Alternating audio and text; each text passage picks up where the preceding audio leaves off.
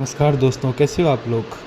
उम्मीद करता हूँ आप सभी अच्छे होंगे और मैं बता दूँ मैं भी बहुत अच्छा हूँ। तो दोस्तों, आज की वीडियो में हम बात करेंगे कि ऐसी कौन सी मिस्टेक्स हैं जो एक टॉपर और एक एवरेज के बीच में डिफरेंस बनाती है। तो इस डिफरेंस को भी हम फिलअप करना सीखेंगे और वो स्ट्रेटजी बताऊँगा जो एक टॉपर अपनाता है। तो सबसे पहले गुड मॉर्निंग गाइज। तो दोस्तों, अब वो 7 मिस्टेक्स के बारे में बात कर लेते हैं हम। 7 मिस्टेक के बारे में जो एक टॉपर और है ना एवरेज स्टूडेंट के बीच में है। जो गैप है वो गैप किस बात का गैप है। वो आईक्यू लेवल का गैप है या फिर वो पढ़ाई नहीं करने का गैप है, किस बात का गैप है, इस बारे में हम समझेंगे। और mistake number first, no revise. आप चाहे कितना ही पढ़ लो, अगर आप प्रॉपर रिवाइज नहीं करोगे तो उसका कोई फ़ायदा नहीं है। मतलब कि अगर अगर आज आपने एक टॉपिक पढ़ा और उससे है ना एक एक रिवाइज तो उसी दिन कर लो, नाइट को जब सो तब कर लो, जिससे वो एक बार का रिकैप हो जाएगा। उसके बाद आपको करना है कि सेकेंड डे एक फर्स्ट जब है ना कोई चैप्टर नया स्टार्ट करो, उससे पहले एक बार रिवीजन। फर्स्ट डे पढ़ा उसका रिवाइज, जिससे एक बार के लिए वो कॉन्सेप्ट आपके पूरे दिमाग में चला जाएगा। फिर आपको थोड़े दिन की ज़रूरत नहीं है। फिर आप उसे आगे 7 दिन से 8 दिन से उठा सकते हैं, 7 डेज या 8 डेज बाद। फिर आपको उसको बार बार पढ़ने की ज़रूरत नहीं है। एक दूसरी स्ट्रेटजी भी है इस पर, जो मैं बता देता हूँ आपको। दूसरी स्ट्रेटजी ये है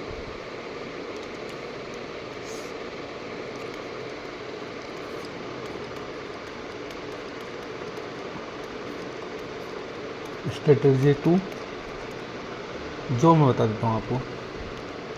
इसमें आपको करना ये होगा कि मान लो आज आपने एक टॉपिक पढ़ा, ये थ्योरी सब्जेक्ट में ज़्यादा काम करेगा। थ्योरी सब्जेक्ट में एक टॉपिक पढ़ा और वो पहले समझ लो। अब समझोगे किससे, वो भी मैं आपको एक्सप्लेन कर देता हूँ। वो आप 2 सोर्स से समझ सकते हैं। या तो चैट जीपीटी उठा लो या उठा लो यूट्यूब पर रिवीजन लेक्चर मिल जाएंगे आपको उस टॉपिक के। तो उन्हें एक बार आप गो थ्रू कर लो, जिससे मतलब मेन कंटेंट पता चल जाएगा आपको कि कंटेंट क्या है। इसमें कंटेंट पता चल जाएगा और नंबर ऑफ टॉपिक्स भी पता चल जाएंगे। 2 चीज़ें पता चल जाएगी। इससे होगा ये कि आप उसे एक बार पूरा देख लो। फिर आप जब याद करने चाहो तब या तो आप उस कंटेंट के मिनोमिक्स का यूज़ कर लो। अब मिनोमिक्स का यूज़ कैसे कर सकते हैं मैं बता देता हूँ आपको। मिनोमिक्स का यूज़ देखो, कोई स्टोरी क्रिएट कर लो,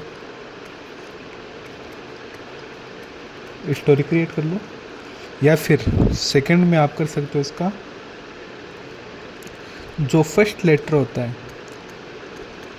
उससे आप उठा लो। फर्स्ट लेटर से कोई नेम क्रिएट कर लो। अब दोस्तों, अब आपके मन में होगा कि नेम क्रिएट कैसे करें। तो नेम के लिए मैं बता देता हूँ। आप सीधा भी कर सकते हैं। जो भी टॉपिक हो आपका, उसका जो आप बुक से एक फ़ोटो ले लो। इस पर एक फ़ोटो ले लो। फ़ोटो ले ली। अब इस फ़ोटो को है ना आप चैट जीपीटी को सबमिट कर दो। चैट जीपीटी को सबमिट करने के बाद चैट जीपीटी को सबमिट कर दिया आपने। अब चैट जीपीटी से कहो कि इसके मिनोमिक बना दो, तो वो उससे आप कोई स्टोरी भी क्रिएट करा सकते हो, लेटर के मदद से भी बना सकते हो, दोनों ही काम कर सकते हो। आप इस मिनोमिक्स चैट जीपीटी से 2 काम करा सकते हो, एक तो स्टोरी और एक जो आपका फर्स्ट लेटर से कोई यूनिक वर्ड, कोई वर्ड।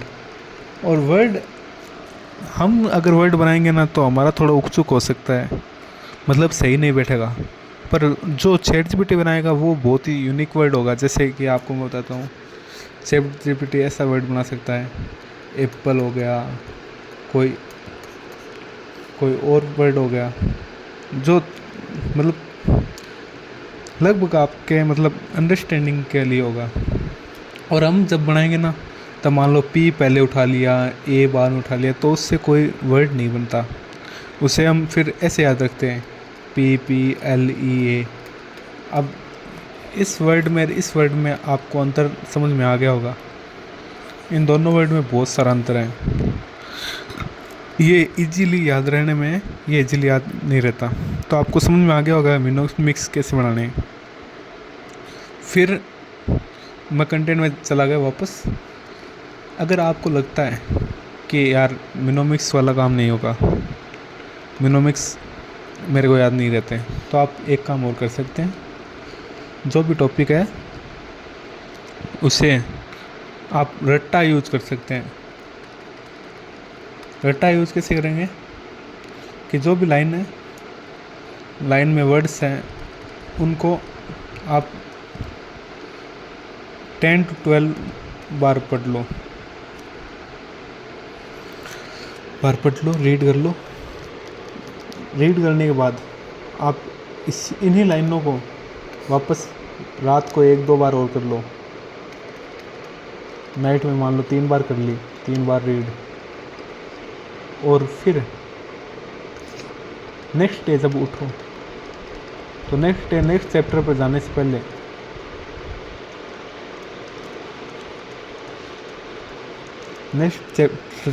पहले आप जो यहाँ पर पढ़ा था ना कल रात को, नाइट में और सुबह, उससे ही है ना एक बार फिर से रिवाइज करो। रिवाइज मतलब एक बार और पढ़ो, फिर इसे एक बार और कंटिन्यू करना है। इसी प्रोसेस को अगले दिन और कंटिन्यू करना है। अगर नेक्स्ट 3rd डे है ना, इसे और कंटिन्यू करो। फिर आपको वो टॉपिक कभी नहीं भूलोगे, ये गारंटी शुदा बात है। और 4th डे आप एक काम और कर सकते हो इसका। 4th डे एक काम और कर सकते हो कि आप है ना रिकॉल कर लो उसे। मतलब अब आपके पास बुक्स नहीं होगी, किताब नहीं होगी आपके पास। अब सिर्फ आप एक ऐसी जगह होंगे शांत माहौल में, जैसे सुबह का टाइम, मान लो सुबह का टाइम हो रहा है, तो आप छत पर इसे रिवाइज कर सकते हैं। ठीक है, तो आप ऐसा कर सकते हैं। इसके बाद आपको ये टॉपिक कभी नहीं भूलोगे, ये तो एकदम गारंटी है। तो आपको प्रोसेस समझ में आ गई होगी, उम्मीद करता हूँ। ये स्ट्रेटजी 2 थी, और मिस्टेक 1 में आपको मैंने बता दिया कि नो रिवाइज करने से। एक स्ट्रेटजी और है, यह मैंने आपको बता ही दिया, क्योंकि एक टॉपिक को एक बार रिवाइज नाइट में कर लो और 2 बार, एक बार सुबह कर लो या फिर 7-8 डेज में कर लो। मतलब आप दोनों चीज़ों से कोई से भी टॉपिक पर चल सकते हैं। फिर मिस्टेक नंबर 1 आई गई हमारे पास, क्योंकि बिना रिवाइज किए कुछ नहीं होगा। रिवाइज करना ज़रूरी है। किसी भी टॉपिक को आप समझने का प्रोसेस मैंने बता दिया, यूट्यूब या चैट जीपीटी, और उसके बाद याद करने का भी प्रोसेस बता दिया। तो ये चीज़ 80% जने करते हैं। और 20% जने सही रूल से चलते हैं, वही टॉपर बनते हैं। यही डिफरेंस है, एक मेजर डिफरेंस जो आपको एवरेज से टॉपर बनने में बीच में बाधा उत्पन्न करता है। फिर मिस्टेक नंबर टू भी बता देता हूँ मैं आपको। नोट्स सेल्फ क्रिएट किए नोट्स की कोई मतलब मुकाबला नहीं है। हो सके तो सेल्फ क्रिएट करो, क्योंकि जो आप अपने फ्रेंड्स से और मार्केट से ख़रीदते हो उसमें होता ही है कि आपको वो चीज़ें समझने में या तो मुश्किल हो सकती है, क्योंकि एक तो आपने सेल्फ क्रिएट किया तो आप आसानी से अपने जो लिखा है बुक्स में जो लिखा है वो आपको याद रहता है कि कौन सा टॉपिक कहाँ लिखा था मैंने, तो वो सेल्फ नोट्स का यूज़ कर सकते हैं। अगर आपका एग्ज़ाम पास में तो आप मार्केट या फ्रेंड्स का नोट्स ले सकते हैं। फ्रेंड्स से आप अगर वो नहीं दे रहा तो आप उसे कह दो PDF बना ले भाई, PDF ले सकते हैं उसकी, तो इतना कर सकते हैं। नोट्स ज़रूरी है। थर्ड मिस्टेक ये है कि लास्ट स्टेज स्ट्रेटजी। अगर लास्ट स्टेज स्ट्रेटजी मतलब बढ़िया नहीं रही तो कोई मतलब ही नहीं है। लास्ट स्टेज स्ट्रेटजी में आपको सभी चीज़ें नहीं पढ़नी है, ओनली फोकस ऑन क्या एग्ज़ाम में आएगा। जैसे कि आप ABC एनालिसिस देखो। अब ABC एनालिसिस कहाँ देख सकते हो मैं बता देता हूँ आपको। आप YouTube पर अपना सब्जेक्ट लिखो और उसके साथ में ABC एनालिसिस लिखो, तो आपको पता चल जाएगा A कैटेगरी के चैप्टर कौन से हैं, B के कौन से हैं और C के कौन से हैं। ठीक है। थर्ड आपको मिस्टेक समझ में आ गई होगी उम्मीद करता हूँ। Fourth mistake PYQ, RTP, MTP और नहीं बनाना, मतलब है इग्नोर करना। इसका भी एक हल है मेरे पास। अगर आप RTP MTP जब मतलब पहले तो खुद करो, सेल्फ करो।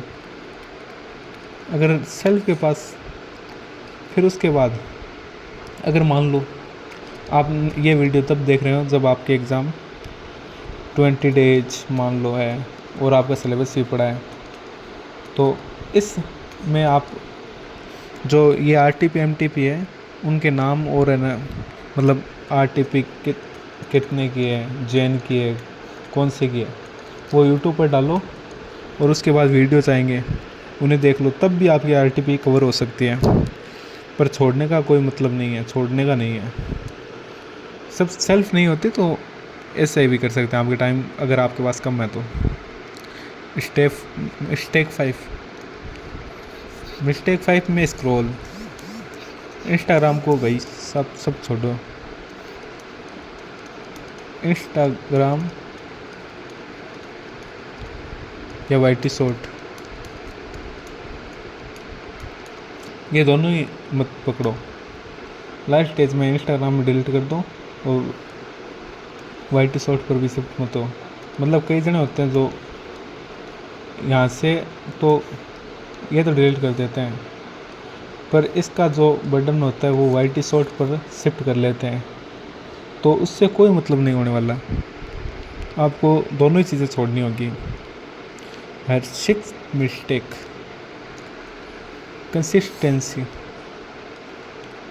कंसिस्टेंसी बहुत ज़रूरी है। कंसिस्टेंसी में आप कौन सी मिस्टेक कर सकते हैं, मतलब आप ये 2 डेज स्टडी और 3 डेज का ब्रेक, ये रूल कभी फॉलो मत करना, क्योंकि इससे ये भारी मिस्टेक करते हैं। तभी जो टॉपर होगा वो कंसिस्टेंटली पढ़ेगा और जो ऐसा होगा एवरेज वो ये मिस्टेक करेगा। मतलब अगर आपकी इच्छा नहीं है तो भी आप थोड़ा कम पढ़ लो या फिर थोड़ा मतलब मन बनाकर पढ़ो, पर पढ़ो ज़रूर। 7th सेल्फ बिलीव, ये सबसे मैटर करती है भाई। अगर आपको आपके खुद पर विश्वास नहीं होगा तो पेपर्स ईजी आए तो भी आपको मुश्किल लगेगा, ईजी आने पर भी मुश्किल लगेगा। तो अगर हार्ड भी आया तो भी आप इतने स्कोर कर लोगे कि आप पास हो जाएंगे आराम से। तो सेल्फ बिलीव बहुत ज़रूरी है। अगर आप सेल्फ बिलीव करेंगे तो आपको कोई नहीं रोक सकता। तो दोस्तों, आपको वीडियो कैसा लगा ये ज़रूर बताएं।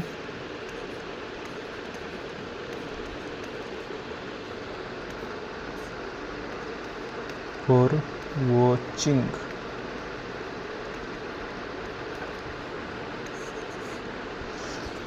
और इसी के साथ दोस्तों एक रिक्वेस्ट आपसे,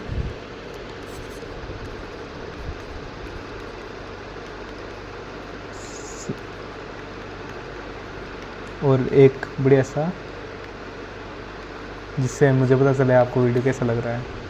अगर अच्छा लगे तो यस, अगर नहीं लगे तो नो, और इसके साथ रीज़न भी बताना जिससे मैं इम्प्रूवमेंट कर सकता हूँ। ठीक है, थैंक यू सो मच दोस्तों।